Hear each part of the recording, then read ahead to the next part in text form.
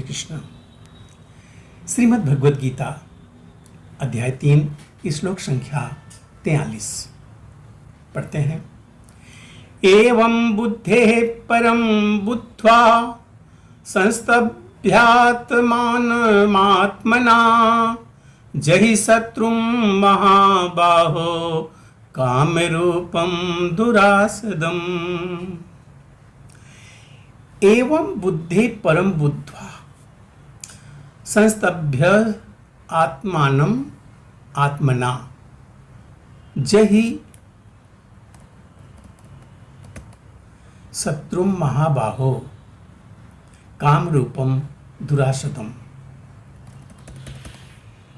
भगवान कहते हैं कि हे अर्जुन, इस प्रकार अपने आप को भौतिक इंद्रियों, मन तथा बुद्धि से परे जानकर और मन को सावधान आध्यात्मिक बुद्धि कृष्ण भावनामृत में स्थित करके आध्यात्मिक शक्ति द्वारा इस काम रूपी दुर्जय शत्रु को जीत लो। क्या करने को बोला है कि ये भौतिक इंद्रियां, मन तथा बुद्धि से परे जानकर और मन को सावधान आध्यात्मिक बुद्धि कृष्ण भावना मृत में से स्थिर करके आध्यात्मिक शक्ति द्वारा इस काम रूपी दुर्जय शत्रु को जीतो।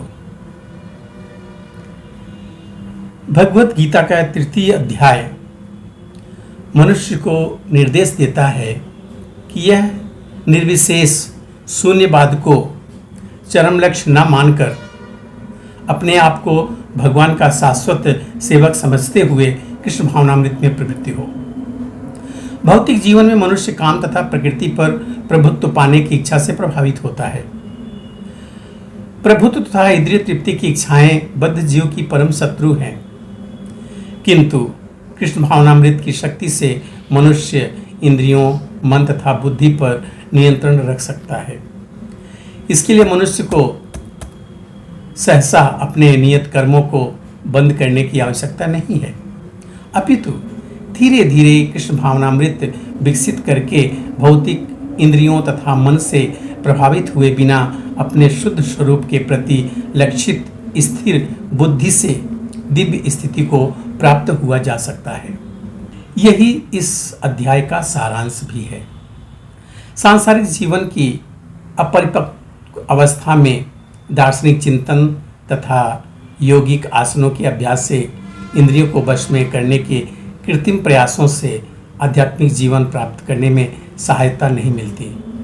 उसे श्रेष्ठ बुद्धि द्वारा कृष्ण भावनामृत में प्रशिक्षित होना चाहिए।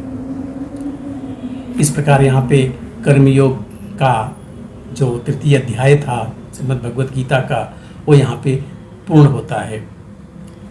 फिर हम अगले अध्याय में मिलेंगे और श्लोकों के साथ पढ़ते जाएंगे, अपने ज्ञान को बढ़ाते जाएंगे। तब तक के लिए धन्यवाद। जय श्री कृष्ण।